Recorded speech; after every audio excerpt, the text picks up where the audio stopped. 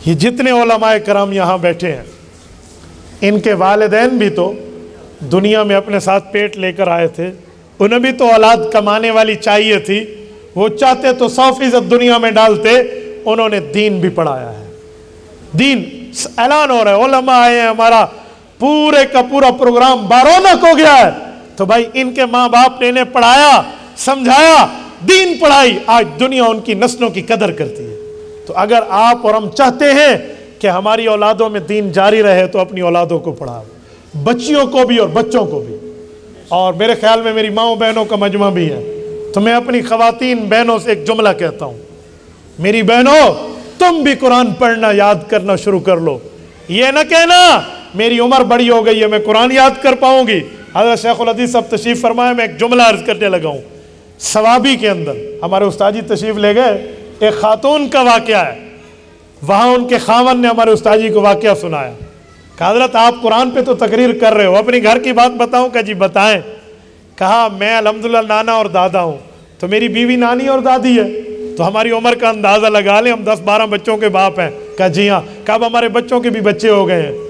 तो जब हमारी नस्ल बढ़ी है ना, तो मैंने ये देखा कि बच्चियाँ भी हैं और बच्चे भी हैं, तो इन्हें किस मदरसे में 10, 15, 20 को इकट्ठा दाखिल करूँ, बड़ा मुश्किल होगा ले जाना ले आना। तो ऐसा क्यों ना करें कि घर में एक आलिमा का बंदोबस्त करें, एक हाफिजा का बंदोबस्त करें। वो हाफिजा और आलिमा आए और इन बच्चियों को कुरान करीम पढ़ाए, इन बच्चियों को दीन पढ़ाए, इन बच्चियों को अल्लाह ताला का कलाम पढ़ाए। इसीलिए एक आलिमा हाफिजा का बंदोबस्त करना चाहिए। कहते हैं मैंने अपनी बीवी से मशवरा किया कि हाफिजा चाहिए, लिहाजा अगर तू मुझे इजाज़त दे तो मैं हाफिजा के साथ दूसरी शादी कर लेता हूँ, ताकि वो इनकी अम्मा भी होगी और इन्हें घर में बैठ के कुरान भी पढ़ाएगी। कहते हैं मेरी घर वाली ने कहा अच्छा 1 साल मुझे दे दो, तुम भी रिश्ता तलाश कर लेना, मैं भी करती हूँ। कहते ठीक है। 1 साल गुजरने के बाद, DI खान के गयूरों जरा मेरा जुमला सुनना, 1 साल के बाद उस बूढ़ी खातून ने अपने शौहर नामदार को बुला के कहा आओ, और कुरान करीम सामने रखा और कहा इसलिए अगर दूसरी शादी करना चाह रहे थे कि तुम्हें हाफिजा चाहिए, अलहमद के अलिफ से वन्नास के सीन तक मुझसे सुन लो, तुम्हारी बीवी पूरे कुरान की इस 1 साल में हाफिजा बन चुकी है।